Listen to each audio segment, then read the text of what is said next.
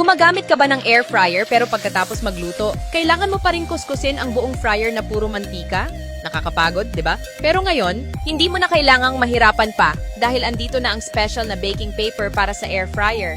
Ilagay lang ang papel sa loob ng fryer, luto ka na gaya ng dati. Pantay ang pagkakaluto, hindi dumidikit sa ilalim, at ang pinakaastig, pagkatapos kumain, ang papel lang ang aalisin at itatapon. Wala nang hugasan, wala nang kuskusin. Ang papel ay makapal, kayang tiisin ang init at ligtas gamitin sa pagkain. Pwede mo itong gamitin sa pagprito, pag-bake, pag-steam o kahit sa paglalagay ng mga tinapay at desserts. Mas bongga pa, pwede mo rin itong ilagay diretso sa plato o tray. Pagkatapos kumain, itapon lang ang papel at tapos na. Hindi mo na kailangan maghugas ng pinggan. Ang perfect nito para sa mga busy, mga mommy, mga office workers o kahit sa mga mag-isang nakatira. May combo pack pa na sobrang tipid. Isang beses bumili, buong buwan mo nang magagamit.